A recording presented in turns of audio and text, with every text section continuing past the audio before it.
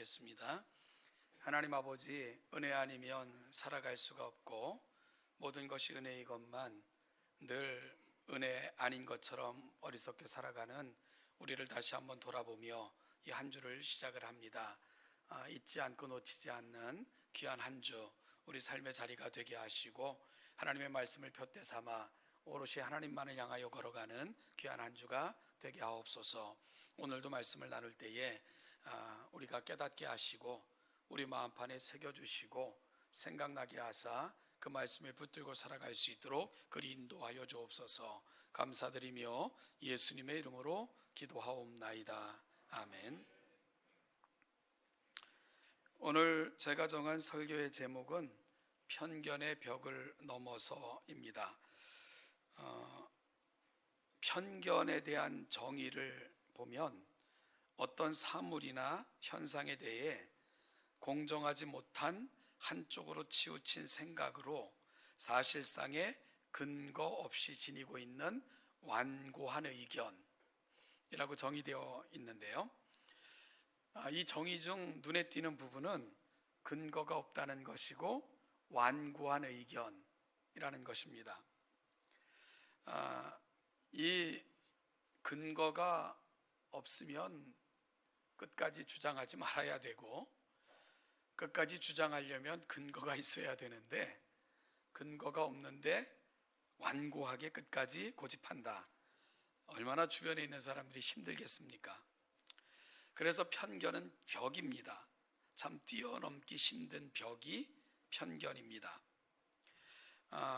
이 편견의 벽이 쌓이면 쉽게 무너지지 않고요. 그리고 우리는 그 벽 안에 갇히게 됩니다. 저는 편견은 성령님도 깨트리기 힘드시구나 하는 생각을 해봅니다. 특별히 요나서를 읽어보면 그런 생각이 좀 더 강해집니다.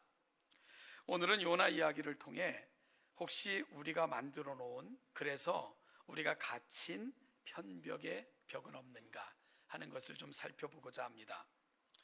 요나 선지자와 동시대에 활동했던 그 사역 기간이 많이 겹쳤던 선지자는 유다 출신의 선지자 아모스입니다. 아모스는 남쪽 유다 출신이지만 그가 하나님으로부터 받은 소명은 북쪽 이스라엘을, 북왕국 이스라엘을 향하여 심판과 회개의 메시지를 전하라는 것이었습니다. 그러니까 지금 우리의 현실로 보면 그는 남한 사람인데 북한을 향하여 예언하고 회개를 외치고 죄를 지적하라 라고 이제 소명을 받은 것입니다. 당시 북이스라엘은 이 정치적으로는 굉장히 번성한 시기였는데요. 그에 비해 영적으로 도덕적으로는 엄청나게 타락되어 있었고 호시탐탐 남쪽 유다를 어렵게 만드는 그런 형국이었는데 아모스에게 그런 북이스라엘로 가서 그들의 죄를 지적하고 돌이켜 회개하라는 메시지를 전하라 하는 것은 쉽지 않은 소명이었던 것을 우리가 짐작하게 됩니다. 그런데 하나님으로부터 이런 소명을 받았을 때에 아모스 선지자는 어떻게 반응했을까요? 아모스서 3장 8절을 보면 하나님의 말씀이 임했을 때 그 말씀을 받는 그의 태도가 나타납니다. 사자가 부르짖은즉 누가 두려워하지 아니하겠느냐? 주 여호와께서 말씀하신즉 누가 예언하지 아니하겠느냐? 사자의 울부짖음 앞에 선 사람의 두려움처럼, 그리고 이것을 어기면 죽음이 임하는 것처럼 그렇게 하나님의 말씀을 아모스 선지자는 두려움으로 받았고요. 그래서 아모스 선지자는 하나님의 말씀이 임하자 그 소명을 따라 북이스라엘로 가서 신랄하게 그들의 죄를 지적하고 돌이킬 것을 강력하게 외쳤습니다. 그래서 선지서 중에서도요, 죄에 대한 항목들 그리고 그 죄의 심각성을 가장 적나라하게 드러내고 있는 성경이 아모스입니다. 여러분, 그러니 이건 목숨 걸고 하는 거죠, 그죠? 또 남쪽 유다 출신이 북쪽 이스라엘로 가서 그들의 죄를, 그것도 특별히 지도자들의 죄를 아주 신랄하게 비판을 하거든요. 그 농도가 선지자 중에 가장 강한 것이 아모스서가 아닐까 싶을 정도로 외칩니다. 쉽지 않은 소명이었죠. 그럼에도 불구하고 사자가 부르짖은즉 누가 두려워하지 아니하겠느냐, 주 여호와의 말씀인즉 누가 예언하지 않겠느냐 하는 마음으로 아모스는 이 하나님의 소명에 순종하여 북으로 가서 활동을 하게 됩니다. 그런데 이런 아모스와 활동 시기가 가장 많이 겹쳐 있었던 선지자가 요나 선지자인데요, 오늘 우리가 요나는 그렇다면 그 하나님의 부르심 앞에, 주신 소명 앞에 어떻게 반응했을까 하는 것을 좀 살펴볼 필요가 있습니다. 그의 태도가 어땠는지 오늘 본문을 통해 확인할 수 있습니다. 1절을 보면 여호와의 말씀이 아미떼의 아들 요나에게 임하니라로 시작이 됩니다.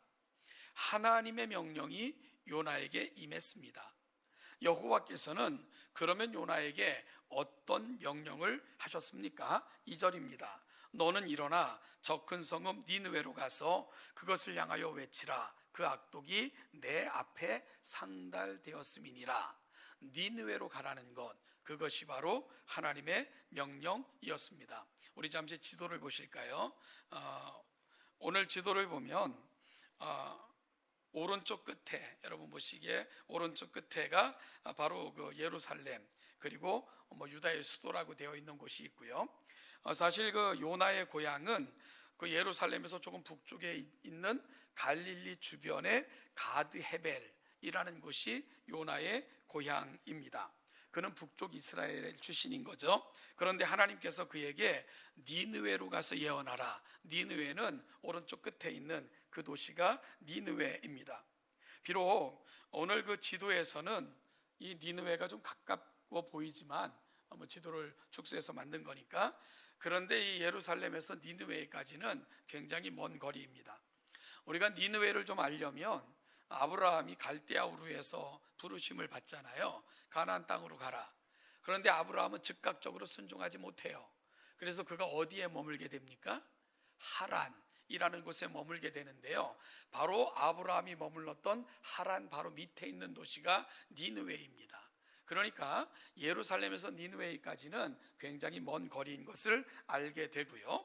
특별히 니느웨는 아수르의 수도였는데, 이 아수르는 그 당시 강성하게 일어났던 나라였고, 그리고 이스라엘을 굉장히 위협했던 그런 나라가 니느웨입니다. 아수르입니다. 그리고 니느웨는 그 아수르의 수도였는데, 요나서 4장 11절을 보면 하나님께서 니느웨를 거론하시면서 이 큰 성읍이라고 부르고 계시고요, 니느웨에는 좌우를 분별하지 못하는 자가 12만여 명이요 라고 말씀하시는 걸 보면, 그 당시 니느웨는 아주 오래된 고대 도시 중에 하나로 알려져 있고, 그리고 이미 그 당시에 12만여 명의 사람들이 살 정도로 큰 성읍이었던 것을 알게 됩니다.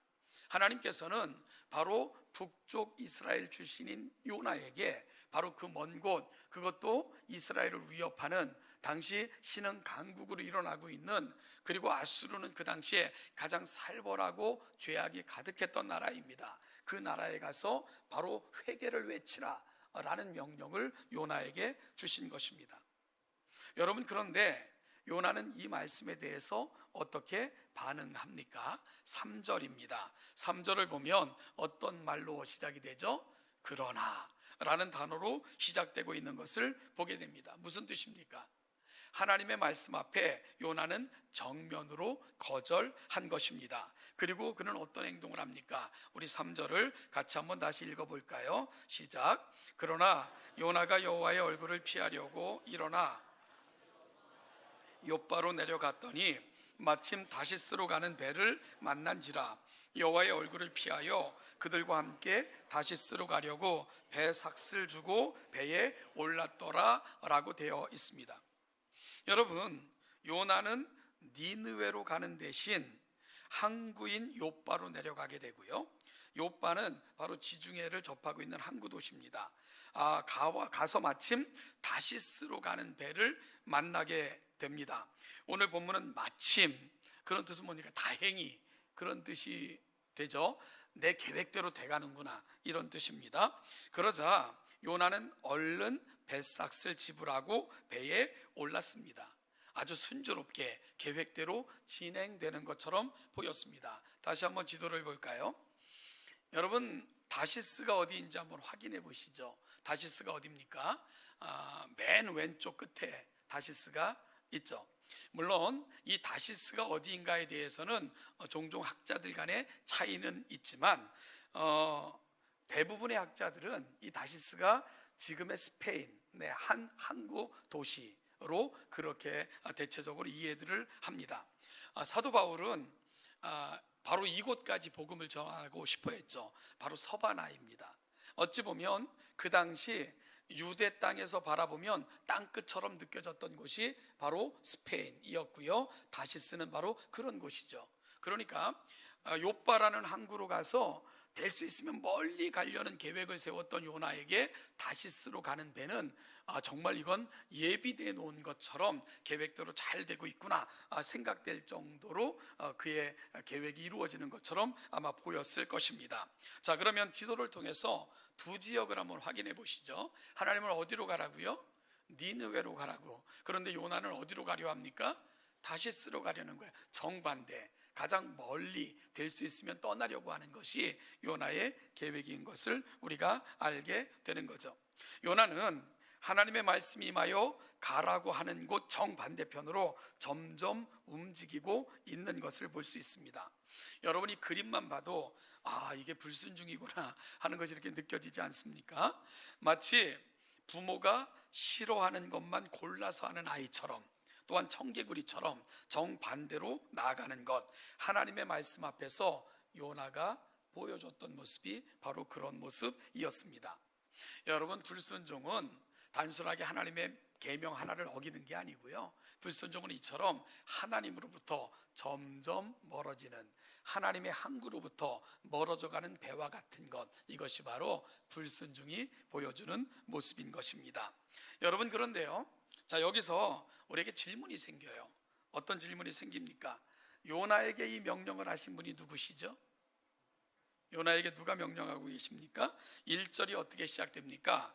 여호와의 말씀이, 즉 이 명령을 하신 분은 하나님이십니다. 그래서 요나서는 하나님의 말씀이 임했다라고 시작이 되고 있는 거죠. 아니, 하나님의 말씀 앞에 누가 거역할 수 있단 말입니까?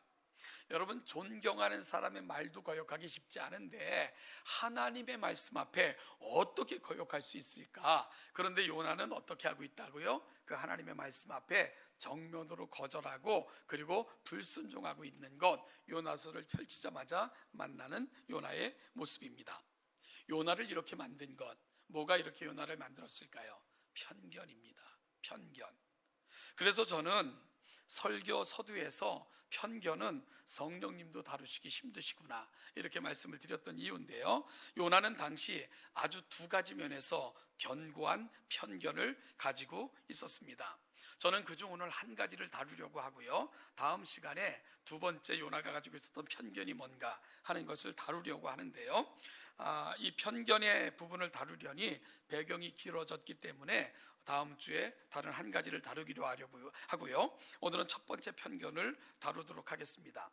여러분, 요나가 가졌던 견고한 편견, 그게 뭘까? 첫째는 바로 하나님에 대한 편견이었습니다. 신앙의 편견, 이것이 바로 오늘 요나의 이런 행동을 만들어내고 있다 말씀드리고 있는 것입니다. 자, 하나님의 말씀을 불순종하는 요나가 하는 행동을 하나하나 따라가 볼까요? 그러면 그의 신앙의 편견이 무엇인지가 보일 것입니다. 먼저 하나님의 말씀에 대해 불순종한 그의 행동의 동기를 볼까요? 3절 말씀입니다. 여러분, 3절이 어떻게 시작됩니까? 그러나 요나가 어떻게 해요? 여호와의 얼굴을 피하려고 라고 되어 있습니다. 즉, 그는요, 여호와의 얼굴을 피할 수 있다고 생각을 한 것입니다. 그래서 그는 니느웨가 아닌 요빠라는 항구로 간 것이고요, 그곳에서 급히 어디로 가는 배를 탔다고요? 다시스는 아마도 가장 먼 곳으로 가는 배를 그는 선택해서 삭슬 지불하고 얼른 올라가 탔을 것입니다. 마치 밀항하는 것 같은 그런 모습을 보여주고 있는 거죠.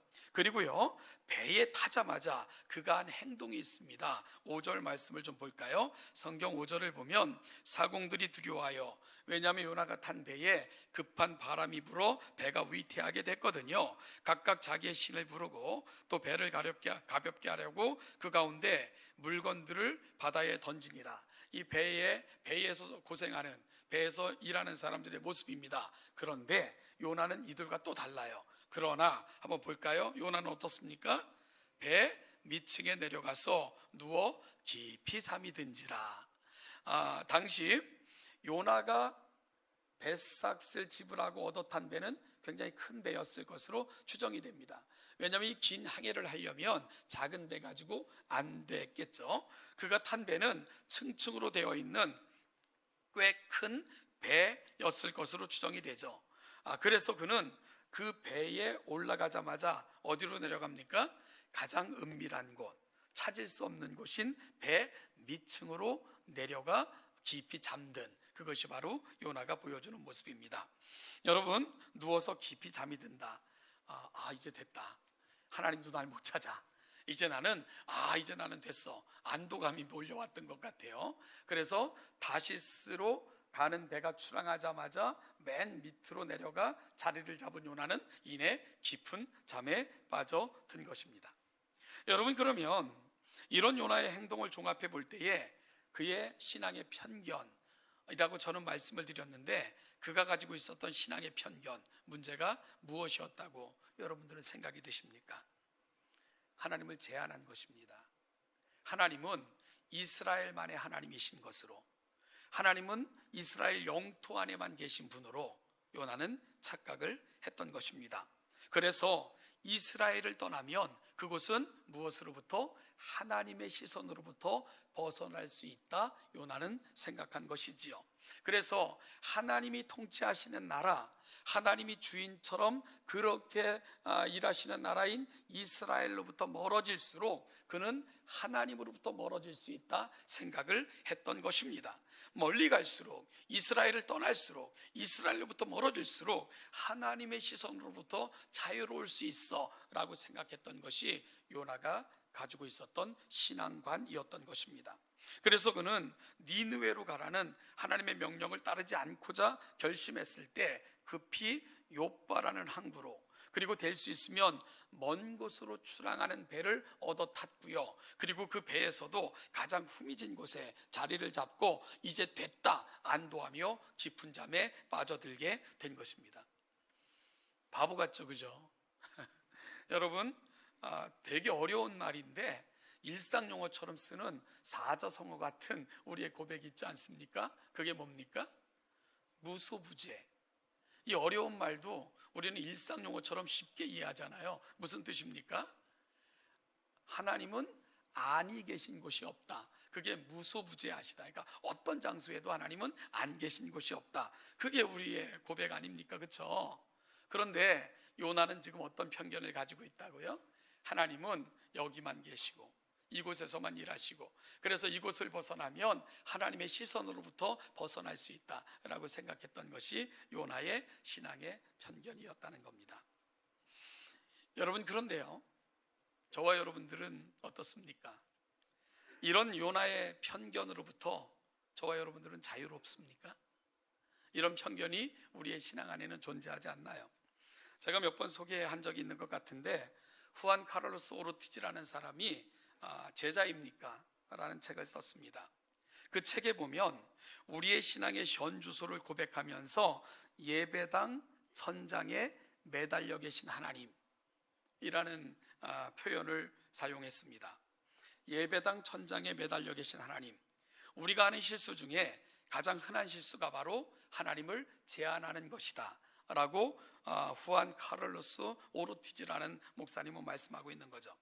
하나님은 예배당에만 계신 분으로, 하나님은 예배당이라는 울타리 안에만 머무시는 분으로 우리는 흔히 착각한다라는 것이 그가 주고 있는 도전입니다.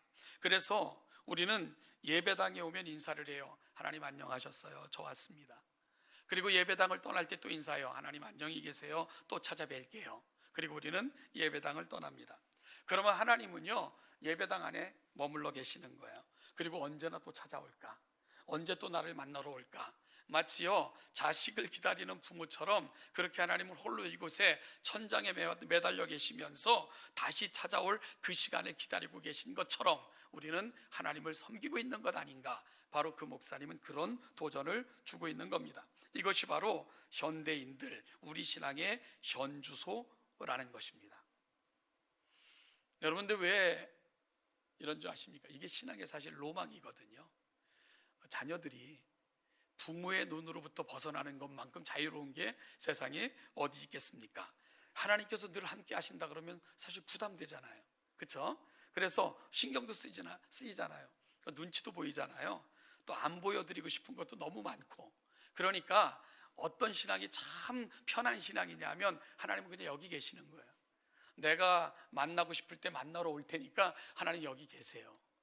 그리고 오셔서 용돈도 좀 드릴 테니까 하나님 그때 용돈도 좀 받으시고요. 그리고 우리가 이곳을 떠나면 우리 마음대로 좀 살 테니까 하나님 내버려 두세요. 그게 어찌 보면 현대인들의 신앙의 수준이다라고 도전을 주고 있는 것입니다. 그래서 예배당 천장에 매달려 계신 하나님, 어찌 보면 우리는 하나님은 여기에만 계신 것처럼, 그래서 우리가 이곳을 벗어나면 하나님이 없는 공간인 것처럼, 그때부터는 마치 우리의 세상인 것처럼 그렇게 살아가는 것, 마치 그렇게 생각하며 우리의 삶을 살고 있다면 우리는 요나의 벽에 갇힌 것입니다. 어찌 보면 요나 신두름 속에 우리 자신은 그걸 마치 신앙의 모습인 것처럼 착각하며 살아가고 있는 것이 우리의 모습이 될 수밖에 없는 거죠. 사랑하는 여러분, 요나의 문제가 뭐라고요? 하나님을 제한한 것입니다. 하나님은 이스라엘 안에만 계신 분, 그분의 통치 영역은 마치 그 나라 아닌 것처럼 착각했던 것, 그것이 바로 요나의 신앙이 갖고 있었던 편견이었던 거죠. 그래서 이스라엘을 벗어나면, 그 땅으로부터 멀어지면 하나님의 시선으로부터 벗어날 수 있다고 생각한 것, 그것이 바로 요나의 이런 행동을 만들어냈던 것입니다. 저는 요즘 아주 많이 강조하는 것들이 있습니다. 시간이 지날수록 내가 놓치고 살았던 것이 이 부분인 것 같아서 많이 강조하는 부분이 있습니다. 그 중에 하나가 예배에 관한 것입니다. 여러분, 예배는 모인 교회로 형식을 갖추고 드리는, 즉 지금 하고 있는 것만 예배다 하는 생각이 어느새 우리 안에는 견고하게 자리 잡고 있지 않나, 이런 생각을 많이 했습니다. 우리 몸을 뭐라고 표현합니까? 성전이라고 사도 바울은 분명하게 알려줬습니다. 성전의 역할이 뭡니까?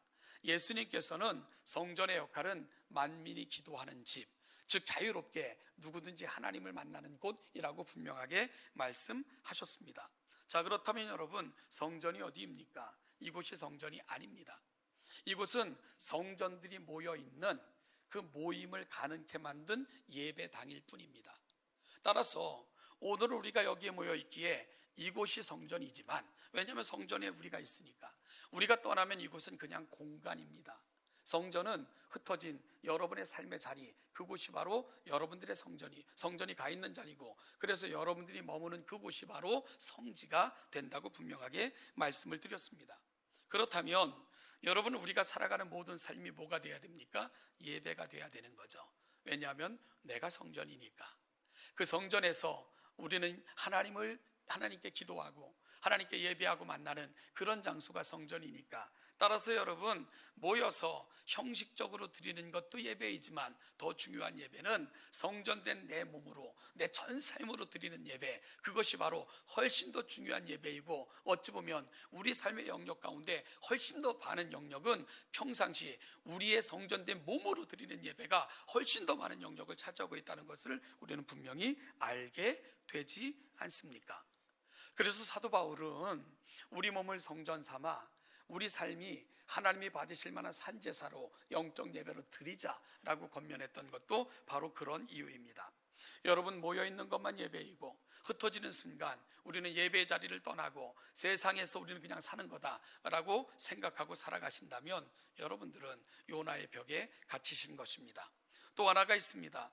저는 주일 성수라는 개념을 요즘 매우 강조하고 있는 것 여러분도 느끼실 것입니다. 여러분 주일, 그 뜻이 뭐라고요? 더 로즈 데이, 주님의 날, 주님께 속한 날, 이것이 바로 주일이 갖고 있는 의미입니다. 자, 그렇다면 월화수목금토는 주일이 아닙니까? 오직 일요일만 주일입니까? 우리는 일요일이라는 말을 안 쓰고 그날을 주일이라고 부르는 것만으로도 매우 신앙 좋다고 착각하는 경향이 저와 여러분 속엔 있어요. 그래서 주일을 일요일이라고 부르면 마치 세속화된 사람인 것처럼 우리는 또 오해하며 쳐다보기도 해요. 자, 그렇다면 월화수목금토는 세속적인 날이고 일요일만 주일입니까? 여러분, 그렇지 않습니다. 창조 때부터 모든 날은 다 하나님께 속해 있던 날입니다. 그리고 그것을 확인해 주는 날이 안식일일 뿐이었어요.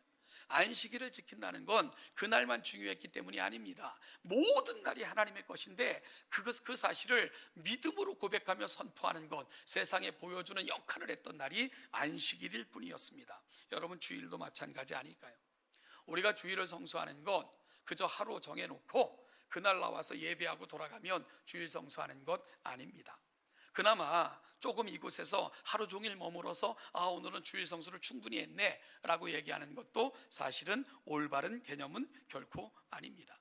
우리가 왜 하루를 정하여 이날을 특별히 주일이라 부르며 성수한다는 개념을 사용하고 있는 걸까요? 여러분, 연습하는 것입니다. 하나님 앞에 예배하는 법, 하나님 앞에 그 하나님만을 바라며 기도하고, 그리고 사랑하는 성도들이 모여 그 하나님으로 서로 함께 나누는 가운데 충만함을 경험하고, 바로 이것을 연습하는 것입니다. 성도에게 섬김을 연습하고, 그러므로 말미암아 하나님의 영의 충만함을 간절히 사모하고, 그렇게 하나님의 영이 우리 가운데 임하여 거하시면 그걸 가지고 나머지 날들을 주의 날로 살아내는 것, 이것이 바로 하루를 정하여 주일로 정한 것에 의미가 있다는 것을 여러분은 결코 놓치지 않기를 주님의 이름으로 축복합니다.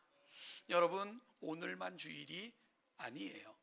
오늘은 우리가 주일이라 이름 붙여놓고 힘써 정말 전심으로 그 하나님을 닮고자 연습하는 날이고, 바로 우리가 그렇게 하는 이유는 남은 모든 날들을 주일로 살아내고자 그렇게 하는 것입니다. 따라서 월화수목금토일 모든 날이 주님의 날입니다. 모든 날이 하나님께 속해 있는 날입니다. 내가 살아가는 모든 날은 바로 하나님의 날입니다 라는 고백이 우리 가운데 분명히 고백되어질 때 우리는 요나의 편견을 극복하게 될 것입니다. 사랑하는 동천교회 성도 여러분, 우리 신앙이 한 단계 성숙하려면 모임과 흩어짐의 아름다운 조화를 이루셔야만 합니다. 모이는 교회로 함께 모일 때는 힘써 예배하시고 간절함으로 성령님의 은혜를 담기 위해 소원하시고, 성도들 간의 거룩한 교제를 통해 세상을 향한 아름다운 띠를 만드시는 것입니다. 세상 유혹 앞에서도 함께 견고한 세겹줄이 되어 서로 격려하고 용기를 북돋아 서로가 세상에 당당하게 설 수 있도록 여러분들이 서로에게 띠가 되어주시는 것입니다. 그래서 혹시 힘들어하는 심령이 있다면 달려가 도와주고, 어려운 심령이 있다면 달려가서 기도해주고, 혹시라도 세상에 빠져 시험에 든 성도가 있다면 달려가서 위로하고 격려하여 다시 돌아오게 만들고, 바로 우리의 교제는 그 세겹줄을 만드는 시간입니다. 그래서 어떤 세상 앞에서도 당당하게 맞설 수 있는 사람들로 함께 띠를 만드는 시간, 그것이 바로 주일의 교제가 갖고 있는 의미이고, 바로 그 힘 가지고 우리는 세상 속에서도 하나님의 자녀로 살아내는 거예요. 그리고 흩어진 교회로 살아가는 삶의 자리로 파송될 때는 이 실력으로 멋진 교회로 살아내는 것입니다. 중요한 건 모여도 교회이고 여러분들은 흩어져도 교회입니다. 교회는 건물이 아니고 부름받은 성도들, 저와 여러분, 우리가 바로 교회이기 때문입니다. 그래서 우리는 모여있을 때는 모인 교회이고, 흩어지면 흩어진 교회이고, 모여도 예배하고 흩어져도 예배하고, 모여도 주일이고 흩어져도 주일인 이 삶을 살아갈 때 우리는 요나의 편견을 극복할 수 있게 될 것입니다. 사랑하는 동천교회 성도 여러분, 요나의 이야기를 나누었습니다. 그의 편견이 얼마나 무섭다는 것을 우리는 다시 한번 확인해 볼 수 있었습니다. 혹시 우리도 이 요나의 신두름에 빠져 있는 것은 아닌가? 바로 이 속에서 우리도 이 편견된 신학을 안고 살아가며 여기와 저기가 구분된 모임과 흩어짐이 달라진 그런 모습으로 살고 있는 것은 아닌가. 요나의 신두름을 극복하고 요나의 편견의 벽을 넘어 어디서든지 예배하며 어디서든지 하나님의 나림을 기억하며 그렇게 하나님 앞에 언제든지 한결같은 성도로 우리의 삶을 살아내시는 우리 동천의 귀한 성도들 다 되시기를 주님의 이름으로 축복합니다. 기도하겠습니다. 하나님 아버지, 은혜와 사랑을 감사합니다. 오늘 이 시간 이 자리에 우리를 불러 모인 교회로 여기에 이르게 하신 것을 감사합니다. 예배합니다. 우리 예배를 기뻐 받아주시고 우리 안에 거하여 주시기를 간구하오니 우리 가운데 거하여 주옵소서. 그렇게 우리가 흩어진 교회로 살아갈 때에 내가 성전인 것과 우리가 거하는 모든 곳은 성지인 것과 그러므로 내 삶 전체가 하나님께 올려드리는 예배이고 내가 살아가는 모든 시간이 주님의 시간인 것을 결코 놓치지 않고 살아가는 동천의 모든 성도들이 되게 하여 주시옵소서. 감사드리며 예수님의 이름으로 기도하옵나이다. 아멘. 같이 일어나셔서